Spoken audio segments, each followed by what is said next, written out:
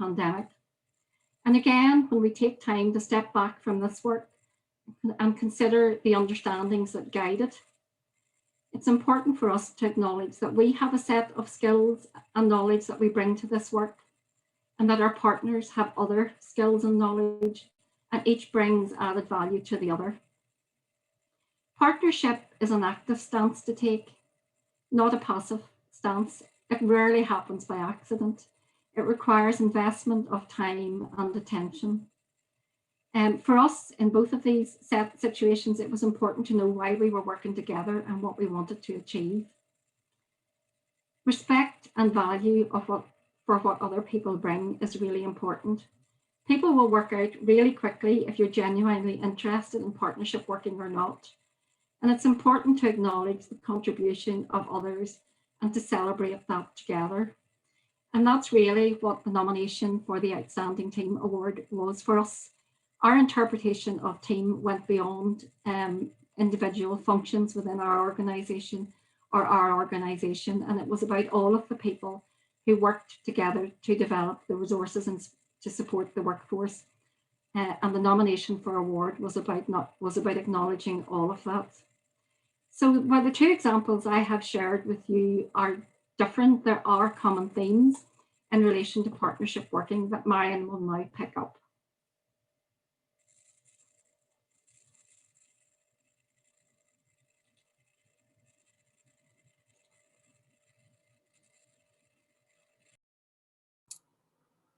Marion, can we just take you off mute?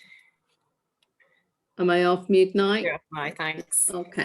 Okay, thanks. So thanks, Catherine, for that. And hello to everyone around the virtual room today. And I suppose, like so many of you around the screen, we have many other stories that we could tell you about the ups and downs of working in partnership.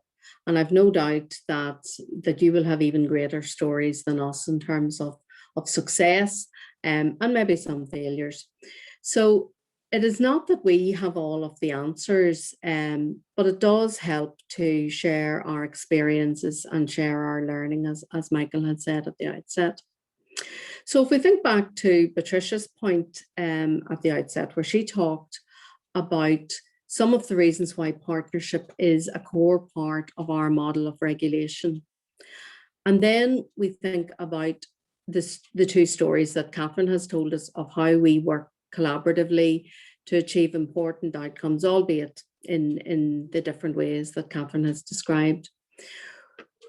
We can perhaps, I suppose, from both of those perspectives, then begin to strip back and unpick some of the cornerstones that will help to make this happen, or certainly help to make it happen for us. Though, of course, our first message is that it is never a finished product. Partnership and collaboration should always be a work in progress.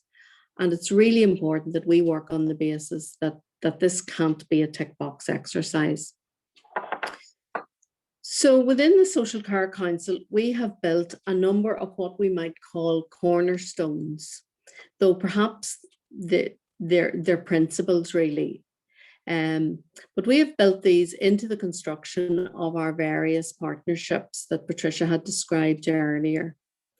And whilst each collaboration or partnership might be different in its nature or context, there are common or core pillars that should appear somewhere in the structure. And these are fundamentally about three things.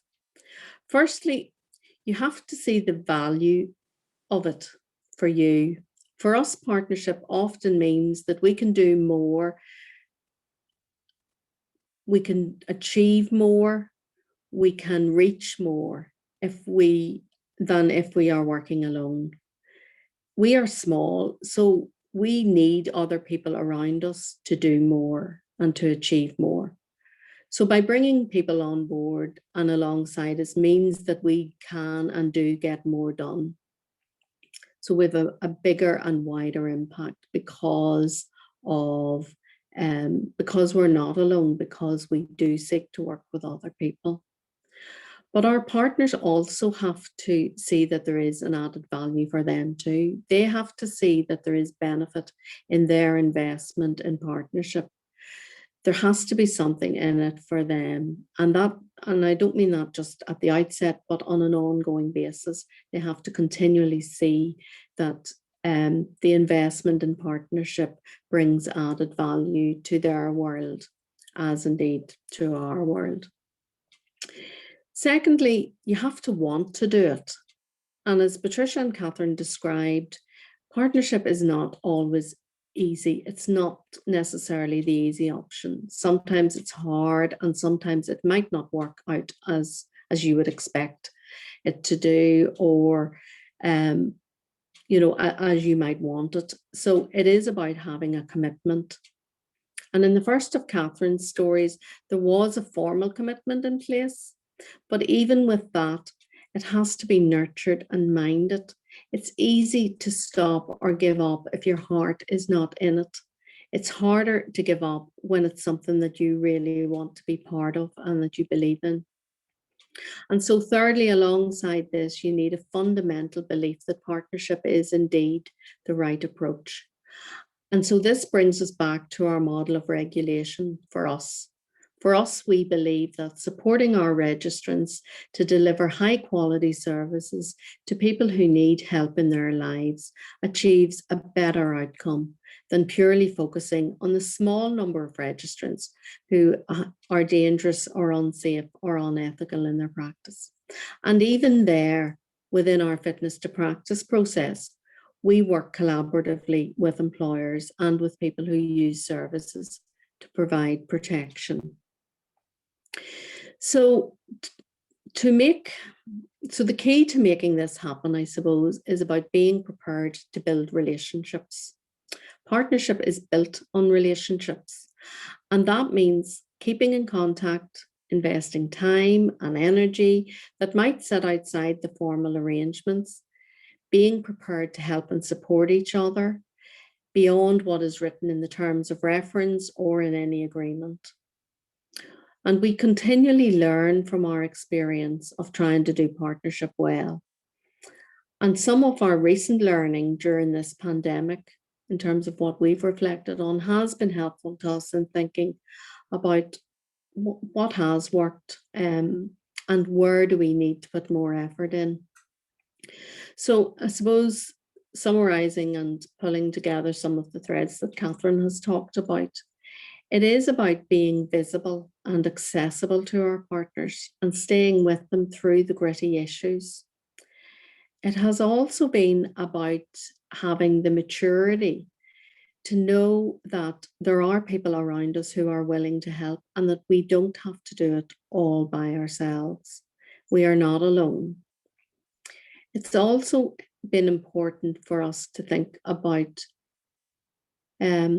creating a listening space to people, for people to share how things are for them. And this has been of immense value to us during the pandemic in terms of just creating that safe space for people to come and talk to each other and share how things have been. And finally, a final learning, I think, is about the importance of seeking out opportunities to share recognition for good outcomes and celebrate them, like the award. People need good news in supporting and lifting each other up to sustain the commitment that it takes to be invested in partnership. And so in handing over to Michael now to reflect on some of these ideas and continue the conversation with you, I want to leave you with a final thought that maintaining and sustaining, certainly for us, our partnership and partnerships is primarily about minding our relationships. We said at the outset that we don't have all of the answers. So I'm really looking forward to hearing your experience and your learning. Thank you. And I'll hand over to you now, Michael. Thanks very much, Marion, and to Catherine and to Patricia too. That's fantastic. I'm biased, but that's fantastic. Thank you so much for that. That was really, really interesting. And your perspectives and your thoughts were fascinating there. I loved what you said as well, I have to say, Marion, but the fact that partnership is always a work in progress. It's never a finished process. It's not a final destination. It's an ongoing process. And I couldn't agree more. What I'd like to do at this point is I'd like to invite Sean Holland, Northern Ireland's Chief Social Worker, to give us some of his perspective from the department point of view and his views on that as well. Thanks very much, Sean. Okay, thanks very much, Michael. Lovely to see you all. I can see that some of you have managed to snag one of those hairdresser appointments. Some of you haven't, but you all look wonderful to me. As someone who hasn't got to the hairdresser, just these days seeing people, it's great. You're all beautiful. So a few reflections. I'm going to talk particularly from the perspective of a specific kind of partnership, and it's a partnership that's been referenced. It's between a government department and an ALB. Some of the things I'm going to say are unique to that relationship, but other things are not. But before I do any of that, can I just come back on the two examples that we just presented? Michael, I'm sorry, you said they were wonderful. I think it's terrible. You've done a terrible job, girls, because you really fundamentally didn't explain what the outcome here was. And the outcome was so important.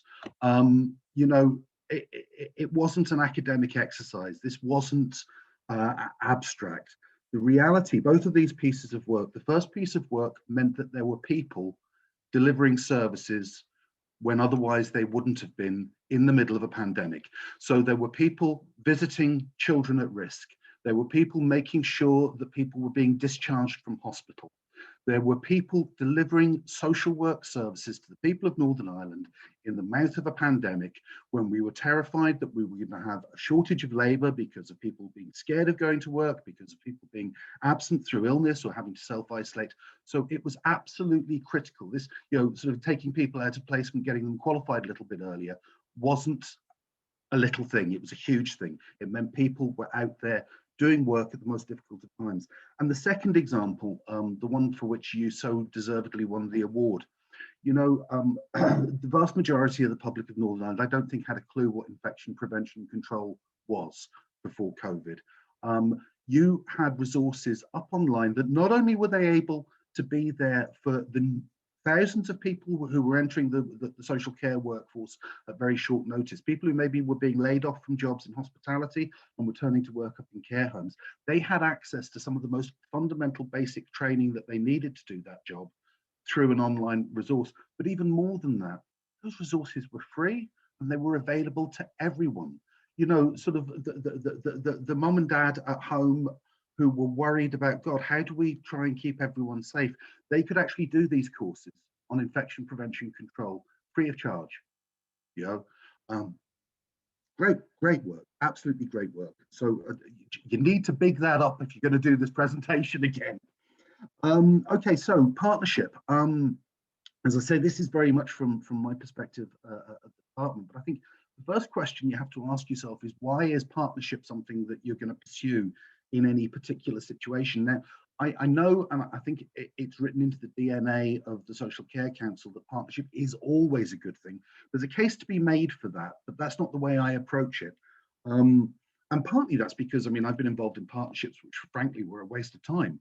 You know, and civil servants have this experience a lot. They have to sit through partnership meetings where someone's thought it's a good idea to have you there without really thinking much more than that. And you get mountains of papers you're meant to read. You sit through meetings. You've nothing particularly to add other than possibly give your approval. And it's completely a waste of time. So I tend to like to think about, well, what is the task? What tools do you need? Is partnership working an appropriate tool for the job? It's interesting. Recently, I've had the experience of interviewing people, and one of the senior civil service competencies relates to partnership working and collaboration.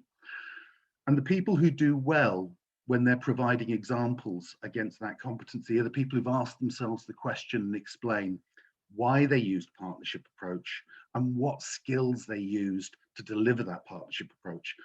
Too many candidates simply say, well, we worked in a partnership way, and list the partners and think that gets them somewhere, and it doesn't. So the first question you have to ask yourself is, when is it the right tool for the job? And this is a really important question for government to ask itself when working in partnership with its arm's length bodies, because I think the first question you have to tease out is, do you have the knowledge and skills that are needed to deliver this task? Now, it'll come as no shock to the average citizen, but David, I apologise, it may come as a shock to some senior civil servants. Government are not always the people who have the right knowledge and skills to do absolutely bloody everything, even though at times they frequently feel they are. And I'll not even go near what ministers think about that. But you have to ask yourself, do you have the knowledge and skills to do the task? And inevitably, as you approach a degree of complexity, you don't. Your government is about generalism. It is central. Once you move 2 feet away from that, you don't have the right skills and knowledge to deliver the task. And ergo, partnership becomes a relevant approach to utilize. And secondly, even if you have the knowledge and skills, do you have the relationships? I mean, I know that we sort of know millions of people through email, and we're connected with everyone on Twitter and all the rest. But genuinely, do you have relationships with the people who are needed to do the work? And chances are you don't, because you're too busy doing what you're meant to be doing. But there's someone else who you've explicitly set up and established and funded to have those relationships. So it makes absolute sense to use that partnership to access all of those networks and all of those relationships. I mean, you saw from some of the slides how many sort of organizations were listed there. I don't know who those people are. You know, I haven't met them. I don't have relationships with them. So if I rock up and suddenly expect them to do what I want them to do, I don't have a mission. Whereas the NISCC had those relationships, so they had those networks. So you need to think about that. Third thing, is it your job to deliver this? And again, civil servants need to be reminded repeatedly what their job is and what it isn't. And it's not their job to run everything. Their job is normally orientated upwards to a minister. Your job is to serve the minister. So your job is about policy and strategy and oversight. You set up delivery partners because they're about operational work. Now, the important thing is that you create bridges, and those bridges will lead to, you know, better strategically focused operations, but also better informed strategy, as long as you use the partnership as a bridge between sort of that rarefied environment of a private office and the actual system that interacts with citizens. Your partnership creates that bridge, and it makes it all better as a result. Finally, and it's one that isn't always thought of, is sometimes there are good governance reasons why the department shouldn't do things directly. Most obvious of these is the police. You know, we don't want a politicization of policing. So, you know, sort of a government department should never be involved directly in decisions about who gets arrested and who gets prosecuted and who gets investigated. It's a breach of good governance, but it does go further than that. I mean, you know, in our world of social work, we have decisions about who gets to adopt a child. We have, in the case of the NISCC, decisions about who is allowed to work in a certain sector and who isn't. I should never be allowed anywhere near those decisions. You have to create a partnership that creates the distance that allows for good governance in the provision of that. So those are just some of the reasons for why I think partnership working might be the tool you pick out of the bag in any particular situation. But then, you know, just deciding it's the appropriate tool in itself is no guarantee of success. And so some reflections about why I think the partnership between government and the NISCC has been successful, and just generally, and Catherine, Marion, and Patricia have all hinted at this, the relationship thing. It is about relationships, but I have relationships with lots of people that are totally dysfunctional. You know, I have relationships with people I really don't like and who don't like me. So it's not just a relationship, it's a good relationship. And the first thing I would say about that is just the really basic rules that apply to all relationships apply to these kind of relationships as well. Be respectful, be honest. Much underrated one. I mean, it's often dressed up. I've gone on courses where people have been paid an awful lot of money to talk about emotional intelligence, and actually what they're talking about is being polite. You know, be polite in your relationships, and being polite will take you some distance. It really, really will. And the final one is, which is really, really important. I'm sure you all have a relationship with someone, and this will ring a chord. Don't just call up when you need something, you know? The people who you're going to go the extra mile for are the people you have the continuous relationship that you've invested in. And I suppose that's the process, not an event point. But that's why it has to be a process. If you only lift the phone when you need something, the response isn't the same as if you're the person who stays in touch continuously. In addition to those general points, I think there are some more focused things about these kinds of organizational partnerships that will help them work. The first thing is clarity of expectations.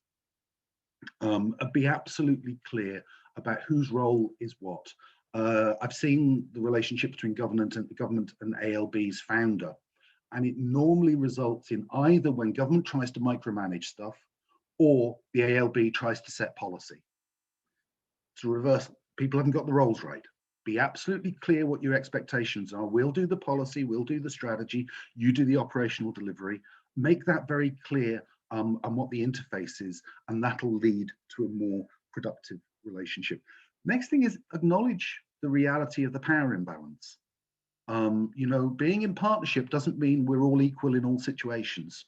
You know, sort of every ALB that's been set up, if you look at the legislation that sets it up and then the regulations and guidance that support that legislation, it will always somewhere in there allow for the provision for the department to direct the ALB to do more or less whatever it asks, short of breaking the law. And I think the important thing is to be honest about that and recognize this is not an equal power relationship. Government funds you, government owns the legislation, we can direct you. And I think being open about that means that you don't have an unpleasant surprise when that that function is exercised. But equally, once you're open about it, it's out of the way. You know, it doesn't have to be the tension that's underpinning every engagement. We know where we stand, so now we can just get on with working well together. The third thing is I think you need to seek to understand the business of your partner. One of the most overused cliches that I hate is, you know, walk a mile in someone else's moccasins or whatever. I'm not really talking about that. I'm just talking about being able to understand the perspective that they're coming from. And this forms a couple of really important functions. One is that you will have an appreciation of what you don't know. You'll start to understand the complexity of the work they do, and you'll respect that, and that's a good thing. The other thing is, I think one of the really important things for government is to try and triangulate any issue, actually more than triangulate. And I don't even know what the words are, quadrupulate it. You know, get as many different points of reference as possible so that you can see something in as close to a reality as possible. So, you know, listen carefully to what your partner agency tells you. That gives you a view, but make sure you set that alongside, you know, the views of the people who maybe use the services of that agency. Within that agency, make sure your relationship is with both the chief executive and the chair. They perform different roles and functions. Both views will be helpful. And all of that will help you give a more accurate picture to your minister about what the issue is and what's going on out there. And partnerships do that generally, and they can do it specifically with ALBs. And then the next sort of couple of points are related. Firstly, I think you need to agree on the metrics of success with a partner. You need to talk about what your expectations are and how we'll know if you've done your part and you'll know if we've done our part. But agreeing on those metrics is only the first thing. You then have to invest in the ability for the partner to generate those metrics. Again, I've seen falling out between government and an ALB, where, you know, we've demanded information that we haven't given the agency the capacity to generate. And sometimes that involves, you know, sort of giving them legal powers. Sometimes it involves giving them time. Often, very unsexy, it involves just investing in their IT and data infrastructure. But if you do that, you're more likely to be able to have a meaningful conversation with your partner that's not based on anecdote and prejudice, but is rooted in data. And I mean, there are a couple of quotes that I think are important in relation to this. Sorry. The first one is is it a Deming quote? I can't remember. You know, in God we trust, everyone else you got to bring data. So I think if you're going to have that, you have to give people the ability to bring the data. And the second thing is that how can I put this? Well, yeah, an expression, this shows how old I am. Some of you will recall the Reagan-Gorbachev summit in Iceland a long, long time ago about strategic arms limitation. And Reagan, who I wasn't the greatest of fans of, but this was a very smart move. He appropriated a Russian proverb, which he used in his discussions with Gorbachev. And the loose translation, which you might recognize, is trust but verify. So you want to have a relationship with an ALB that is based on trust, but no one's offended when you verify the information, especially if you've made sure that you've given people the ability to provide you with the information to verify. So the final thing I just want to talk about is what happens when partnerships go wrong or you don't use things appropriately. Well, the world goes to hell in a handcart. You know, it's really simple. You will waste money, you will waste time, you will do bad work, you will have incorrect information, and you just won't be very good at discharging the duty that's involved in public service. You know, you just can't do it. You can't work your way out of the problems that face government by working harder. You know, if that could be done, people like David Sterling would be, you know, king of the world by now. Very, very hardworking man. But some things you just can't work your way out of. Some things you need to use the right tool to get there. And partnership is just one of those things that makes things that aren't possible, possible. I think I've probably gone over my allocated time, so I'm going to stop there. Sean, thank you so much. That was great. It's the first time I've ever been admonished by the chief social worker in Northern Ireland, I have to say. So that was an experience for me. However, he is absolutely correct. And then I have to agree, purpose is absolutely crucial. Why are we doing this in the first place? And it's a very good point to make, Sean, as well, is collaboration, is collaborative working, is partnership working actually the right tool for this? What is the purpose of us collaborating? Because collaborating for collaborating's sake tends to lead to endless meetings where nothing actually happens. Do you mind if I draw on your wisdom once again, Sean? Just that last point that you made that was very important. And I just your view, your own perspective. And it's that bit about what do you do when it doesn't work? Because we don't exist in a vacuum. And a lot of the relationships that are there already exist, if that makes sense. So from your own perspective, Sean, and from the department's perspective, when you have a relationship that you know collaborative working is the right tool, you know that it needs to happen, and the relationships aren't working, are there any tips or perspectives that you could give from that point of view? Michael, the first way you frame that is to say, what do we do when it doesn't work? And unfortunately, we don't always do the right thing when it doesn't work. What we often do when it doesn't work is embark upon a restructuring exercise. You know, so too often I've seen a situation where for a variety of reasons, the relationship hasn't worked with ALB and government. And somehow, before you know where you are, there's an exercise which has decided you're going to abolish that ALB. And you're either going to take over the work directly, or you're going to farm it out to another ALB, or you'll create a new ALB. I mean, it's ironic I should say this when we're talking about the NISCC, because they had the experience in England where there was a breakdown in the relationship between the government and the English Social Care Council, and they abolished it. And then several years later, they stole the previous chief executive of the Northern Ireland Social Care Council to go and run its reinvented form, because they realized that the problem was not the agency, the problem was the relationship, and that they reinvented it. We do that all the time. That's not the right thing to do. I think the right thing to do is to have a bit of humility. I think the right thing is also to take soundings from lots of different people. As to why something hasn't worked, because inevitably we all have our prejudices and biases. So if I have a partnership relationship that hasn't worked, my natural inclination is definitely be absolutely crystal clear it was the other guy's fault. So I think you need to step back from that and take some soundings from other people to reflect on that.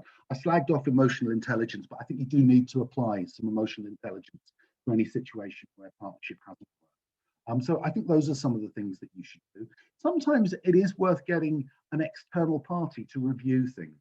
Now, I think we're a little bit addicted to independent reviews at the moment, to the point we've started sort of setting up independent reviews of independent reviews, but there is no harm in getting an external view sometime to give you bearing as to what's gone wrong. Mediation is difficult when it's such an unequal power relationship, but if you can have a little bit of mediation in the thing, normally a partnership can be resurrected with far less drastic steps than changing the law or restructuring your public services. Thank you so much, Sean. I'm reminded of a phrase that Patricia said to me the very first time I met her. It's all social work when you get right down to it, isn't it? Thank you very much, Sean. Thanks for your time as well. Can I also go now to Paul Martin, please, who many of you will know, and who is the chair of the Northern Ireland Social Care Council, for his perspective and his view. Thanks, Paul.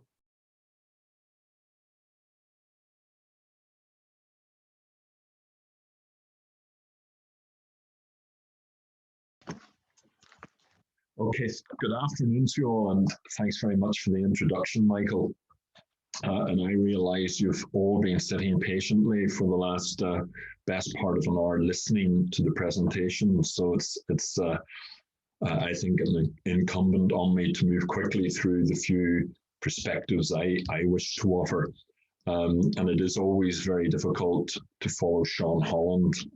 I have to say, he used to follow me, and I'm still getting used to having to follow him.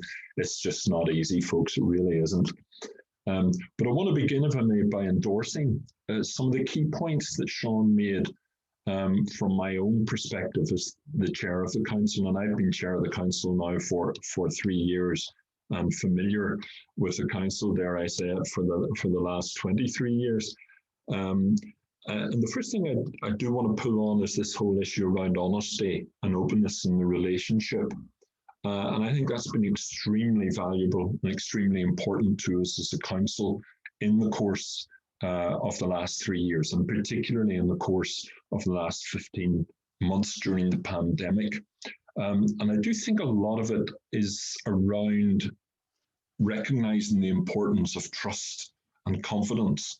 And trust and confidence works both ways. It's just not down the line of accountability from department to a board and to officials within our council, for example, but it is also up the way as well from us to them. That whole component of trust and confidence, let's not take it for granted. And likewise, as Sean specifically referenced, honesty. The whole commentary that's been offered this afternoon around collaboration, it's very difficult to fall out with, as people have described it, the officials and indeed Sean. And I just want to say a little about how I think as a board and as a chair, we've achieved it. What practically have we done to build what I consider to be a very positive collaborative relationship with our sponsor in the department, namely Sean and Sean with his team.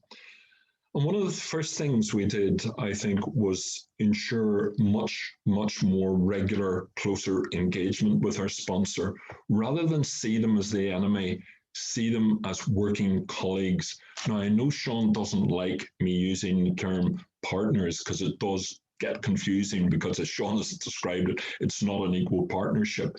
But working collaboratively, I think, does require us to work closely and engage regularly with our sponsor body. So we've, just to give you an example, 3 of our board meetings since last autumn, we have had Sean for the first hour of those board meetings, hearing directly from our board members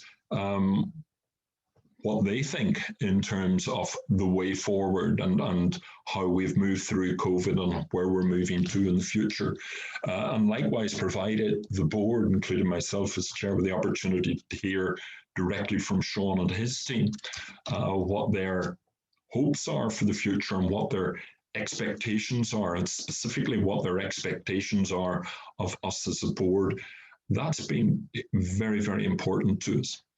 The second thing I would say that's been important in building better collaborative working is that the one thing we've worked hard at as a council is being able to articulate much better what it is we do as a council and what we can do and what we may be able to do going forward into the future, because I do believe that that will be extremely important for us to consider.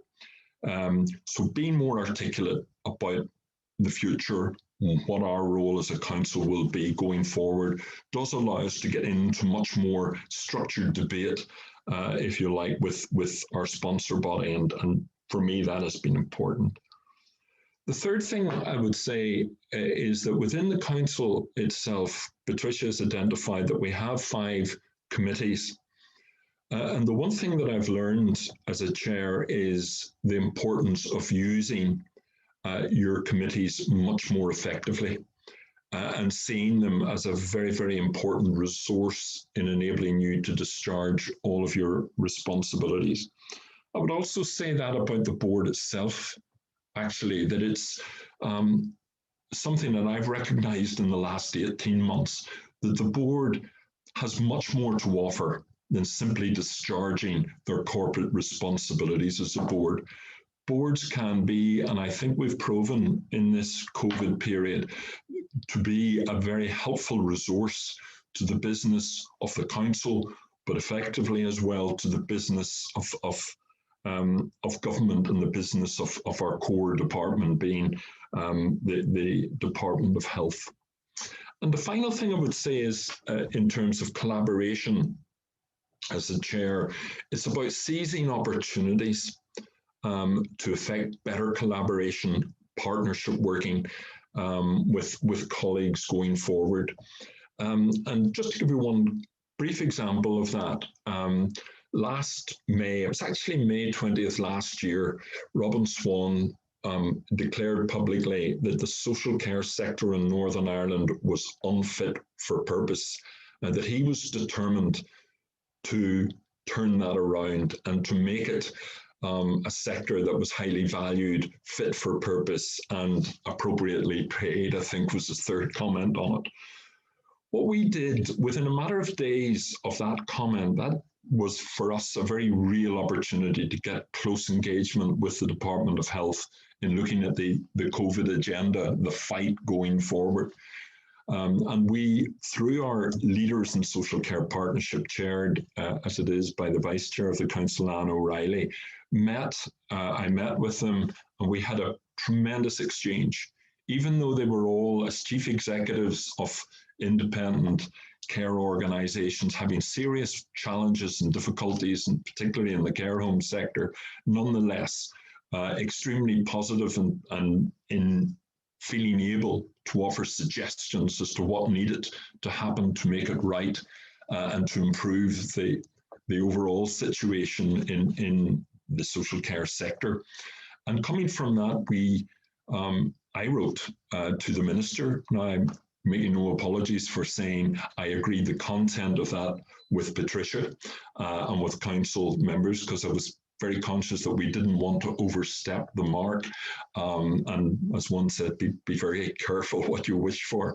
But we also engaged with Sean, submitted a letter to Minister and met with him in a matter of weeks after he had received the letter, and spent an hour, Patricia and myself, with himself and with Sean, going through the agenda, specifically looking at new ways of working between government and the independent social care sector in Northern Ireland, more ways of improving the standing and status of social care in Northern Ireland, a career of first choice perhaps going forward, in finding ways of bringing greater value and understanding about social care to the public in across Northern Ireland, and to looking at ways and offering ways that we as a council could become an important bridge from government to a sector that was extremely important. And you'll all remember the challenges being faced, particularly in the care home sector back in the early part of last summer, and allowing that we have, as Patricia's identified, we have 46 roughly thousand social care workers in Northern Ireland, remembering that 18,000 of those roughly work within the care home sector. So an amazing opportunity again to offer a bridge and to be a bridge between government and the sector. So that again simply allowed us to step forward. The Minister endorsed all that we were saying. He challenged it, but then gave us the go-ahead to pursue what we were proposing and to work and propose that we work closely with Sean in bringing forward that agenda into the future. So I think we've learned a lot. There's still more for us to learn, and as a board, I would say we really need to become more outward facing into the future, and we've already started some of that, engaging more effectively perhaps with sister organisations like the Regulation and Quality Improvement Authority, like the Patient and Client Council, and indeed perhaps in future much more directly with trusts. So again, I would finish in that really important that we recognise the contribution of the council, but the recognition of the importance of the board of the council in delivering on such an important agenda. Thank you, Michael. Thank you very much, Paul. That's brilliant. Thank you very much, and a very useful perspective from the point of view of the chair and the board. I'm going to pass you over to Anne, who I believe is going to open the floor for any comments or questions. Thanks, Michael. And we've had a couple of interesting comments posted on the chat function. If you don't have it open, just click it open and you'll be able to see there and add to it. If I could maybe go to Heather Muirhead first, who talks about the strategic perspective of NISCC and her comment, and which comes first, the relationships to allow you to see the horizon or the need to be strategic, driving your investment in relationships. Heather, do you want to say a bit more on that? Yes, I work a lot with NISCC as part of the system, and in theory it's quite a small organization, but it plays way above its, way above its weight, if you like. And because they're looking across the system all the time trying to deliver their functions, they actually make it easier to deliver other functions and to bring sort of peace and harmony. They're a peacemaker, they're a broker, even in the wider healthcare system, I would say. So what Patricia is saying in her, that what do they say, the small reflects the large. So what they're doing in their ordinary daily work also translates into the big system. So what I'm asking really is, and in health, I think that because the machine of health is so big, people get very consumed with their bit of it. And that's not the case with NISCC. So I'm sort of wondering, is there need to be strategic?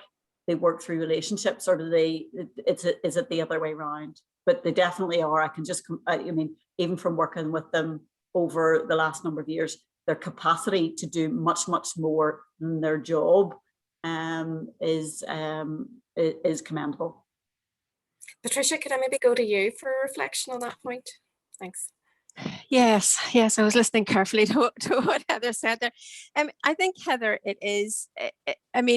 I think it is about relationships ultimately, because I think the engagement that we do, and we do a lot of it, is what helps us then to understand what the issues are in the system, and then to translate that into strategy effectively, to know what it is that we may need to do. So at the minute we're beginning to think about a new corporate strategy. Now, we will do that through quite widespread engagement with our stakeholders, because in order to build a strategy for the next 4 or 5 years and to know what the sector and particularly our workforces need, we need to do that through an engagement process. So I would say I would say relationships in a sense do come first, and building on those relationships come first. And I suppose we've been moving into what we see a bit as a systems leadership role, I think is a bit of what you're reflecting as well, in terms of that breadth of look. But that is also based on building meaningful relationships. So I think that's really at the core of it for us. Thanks, Patricia. And if I could just reflect, I attended a webinar this morning on UK-wide, looking at the impact of the pandemic and what we're learning from it. And one of the contributors made the comment that the moment of crisis shows in the most stark way all of the investment you've done in partnership working. And Patricia, I think Sean was maybe right in saying that you were very modest as an organisation and how you presented the examples, because we know that you really had to move mountains to get everyone in that virtual room to agree to the changes to allowing the students to start to practice. And you managed to do that and to maintain your relationships, and everyone left the room reportedly exhausted, but still talking to each other. And likewise, the example with the resources that you developed, again, that was a very modest presentation of what was a phenomenal effort. But you wouldn't have done either of those things if you as an organisation had not invested hugely in establishing those relationships. So that moment of crisis absolutely showed what you had invested in those relationships. Yes, that's right. And thanks, Sean, for that slight admonishment. We were so busy talking about process, we forgot about the outcome, which actually was the most important piece of it. For me, that particular example, in terms of the degree partnership, it really demonstrated the strength of partnership because, and we have obviously had to develop that partnership over a long number of years. So there is, people have talked about trust, people have talked about clarity of roles and responsibilities. That's all very clear within that partnership. And it was very tricky because the partnership is absolutely committed and wedded to the highest quality of social work degree in Northern Ireland. And in a sense, we were challenging the very core of people, even by saying, could we get these students out a couple of months early? They're almost finished their placements. So that took a lot of working through, as Catherine said, and being in the room and holding the tension, etc. However, that worked because that partnership was strong and we had invested a lot in it. Had that not been as strong a partnership, I doubt we would have been able to deliver the outcome. And Sean is absolutely right in his description of that outcome. It was a very important outcome in terms of supporting social work services during the pandemic. So it was, it was very important, but the strength of the partnership. So when people had aired their views, had their feelings heard, had worked through the mechanics, they all knew that the right outcome was to ensure that social work services continue and that service users receive the services they needed to. So there was no doubt about that. And that absolutely demonstrated the strength of the partnership to me. The one around the resources was, I think, Catherine showed this, or somebody showed the slide or talked about the heroic piece somewhere. And that's absolutely right. We were all in that heroic phase, I think, of the pandemic, and we were very clear. We knew that there were issues that our registrants needed help with. And Sean's right, the infection control one, because those are free resources, went far and wide. But that was really because of the relationships, again, that we had. And I suppose it speaks back to a bit of what Heather was saying earlier. Because of those relationships, we were able to pick that up really, really quickly. We were able to identify, bit like Sean is saying, we don't have that knowledge, we don't have that expertise, but we know who does, and we can make it happen if they're prepared to work alongside us. And clearly people were, because again, we knew what we wanted to do, and that was to support the frontline registrants and also those who were receiving services. So yes, I think it based on the strength of those relationships, I think that's how we were able to move quite quickly and swiftly and agilely through our work during the pandemic. Thanks, Patricia. Another point made at this morning's event, and it applies here absolutely as well, is that central government in particular, needs to know and understand that you can't switch on and off relationships as and when you need them. And obviously, there is an ongoing relationship between government and its ALBs, and to a different extent with local government. But certainly the role of the voluntary community sector, which has been so vital over the last year, that's very pertinent for that sector. But I wanted to turn to Kulu Sima, if she's still on. And I know Sean has answered the query that you put on chat, but you did query what was wrong with using the term partner, even when there are different power dynamics in a relationship. And I'm conscious that you and your role in your organisation has a huge, wide range of relationships. And I wonder if you could share anything about how you manage those different relationships. Yeah. Oh, right. Okay. So I suppose it's and just in full disclosure, I am a member of NISCC. And I'm registered by NISCC. I'm not sure what control that gives Patricia over me, but she does try. God love her. So I suppose I did want to say about it is about the use of the term partner, and that partner doesn't always mean equal, but it means relationship, and it means respect. And it means parity of esteem. Now, obviously, using Nikki in this context is quite difficult because I'm a corporate soul. I have a very strict piece of legislation that governs the independence of our office, which means that to a certain extent, outside of finance and procedures, we can say, we don't have to do the department's bidding, but we're still accountable to the department. I'm just mindful, and I know we talk a lot about this in the Chairs Forum, about this partnership agreements. And one of the things we've been talking about is what is a partnership agreement when we do have this accountability role to the departments and to our sponsors, to our sponsor branches, and how do you manage that bit whilst proceed in a partnership? So I think that's why I like the word partner. I welcome Sean highlighting the point that it's not necessarily always an equal relationship, but I think you can set aside, you can deal with the accountability bit and then proceed on the other issues in a more partnership way. I also want to stress the importance of relationships, both formal and informal.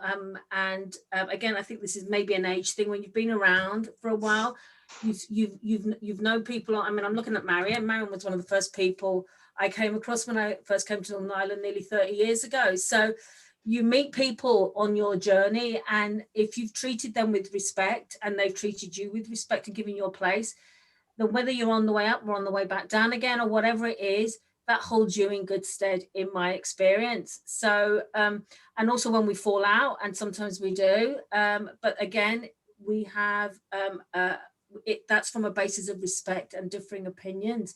So it is to take, I suppose what I'm hearing and learning is to take time to tend to relationships, because then when you have to act quickly in the way that NISCC has described at the beginning of this pandemic, when in order to get feet on ground, but also to be confident that those feet on the ground were able to do the job.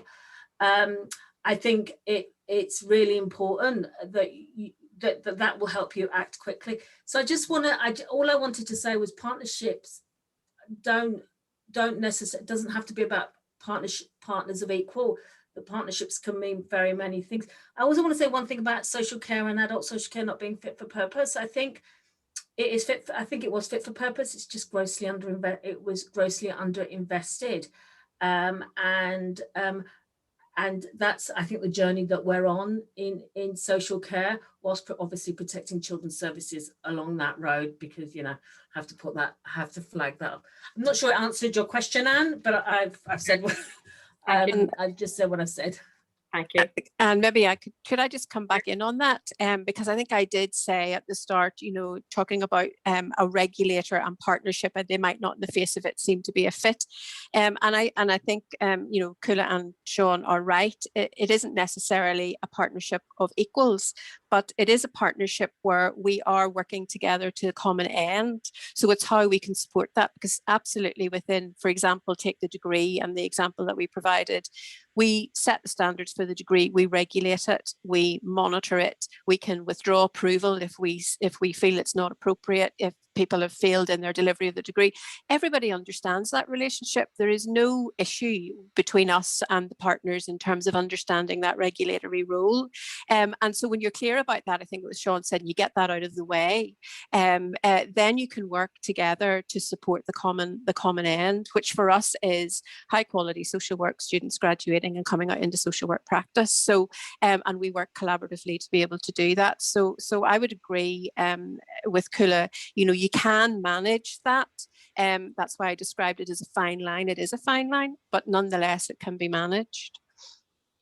Thanks, Patricia. And you've brought us back to the point that I think most of our contributors have made today around the importance for clarity around roles and lines of accountability. And on that point, I'm wondering if we could go to Kieran Donnelly for his view before we start to wrap up.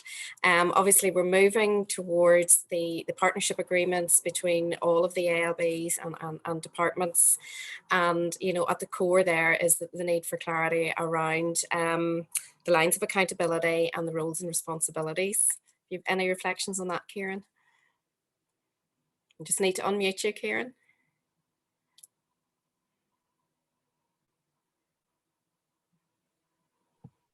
There we go. Thank you. No, I think everything that needs to be said has been said, and I'm really pleased just that partnership working is alive and well in the health sector is so important. I agree in particular with Sean and Kula. There's the simple principles. I am also a regulator, an auditor, and in my own strategic plan, we talk about partnership working. I see no conflict whatsoever between the two things. So I think it's important that regulators and auditors don't dance on the head of a pin on independence. Otherwise, you take a very narrow view of your role.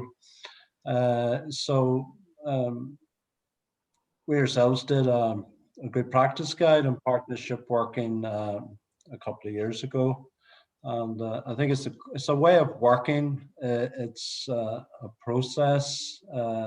It's never finished. So I think it's really pleased with everything that, particularly what Sean has said, just on the simple principles of how to make things work.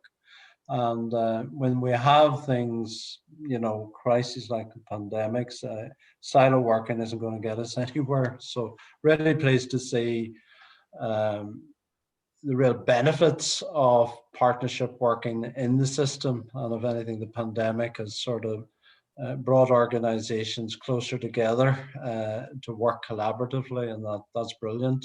So hopefully there'll be lasting benefit when the pandemic is over and done with. So that's really all I have to say. And so thank you, Kieran. I do recall we launched that good practice guide on collaboration with the audit office, and I think the opening line at that event was, "It's really difficult, but we got to work at it." Before I hand back to David Sterling to wrap us up for the afternoon, anyone with any final questions, raise your hand now. But I'd like to go back to Michael just for some of his reflections on what we've been discussing. Thanks very much.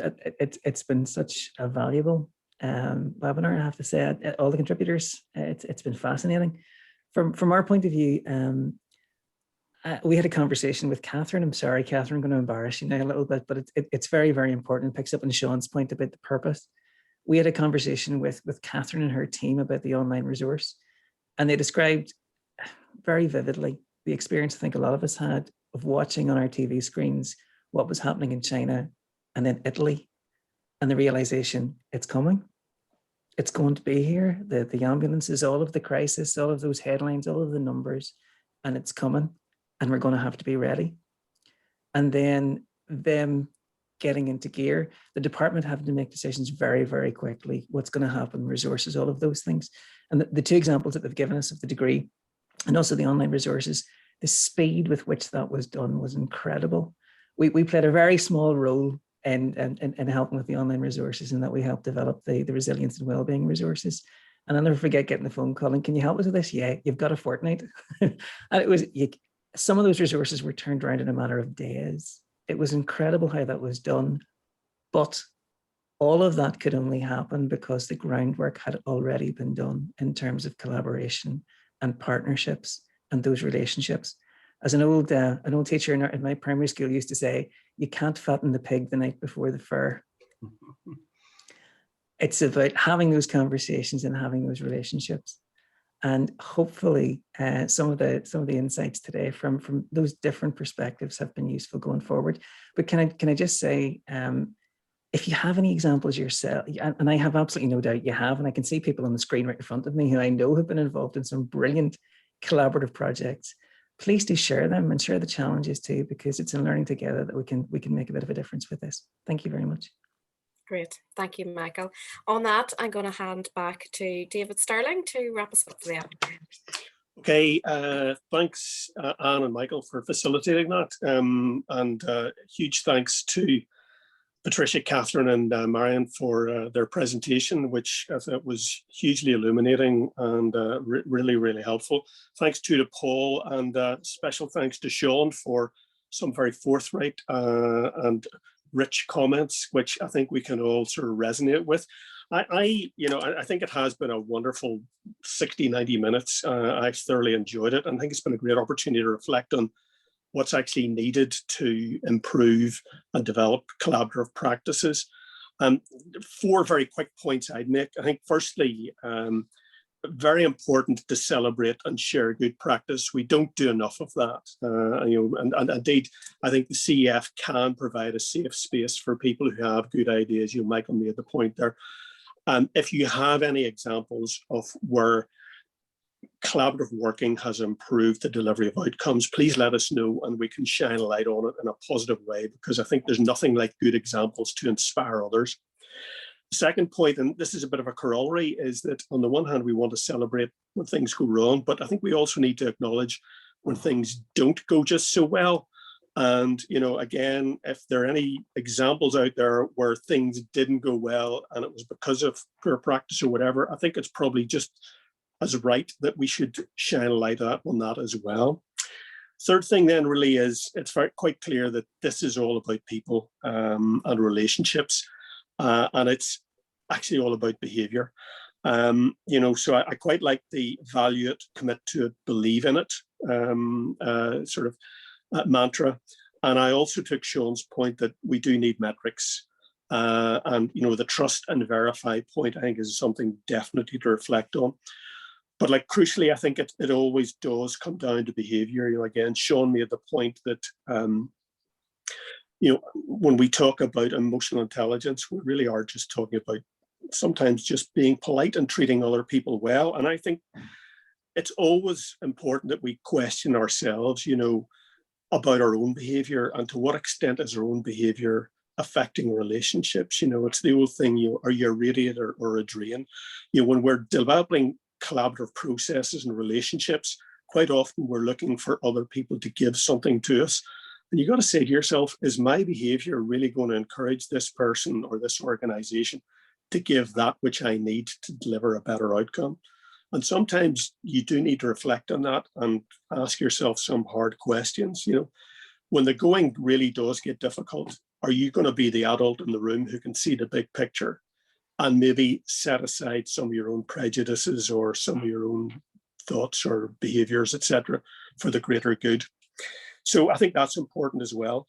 And I think my last point is, picking up on this notion that collaboration needs to be active and not passive.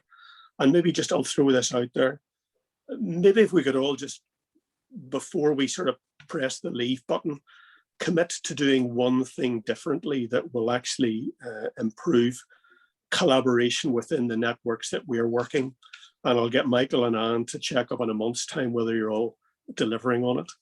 So on that note, I'll just again thank everybody for a really, really rich and valuable 90 minutes, and wish everybody all the best. Thank you all. Thank you very much. Thanks. Thank you very much.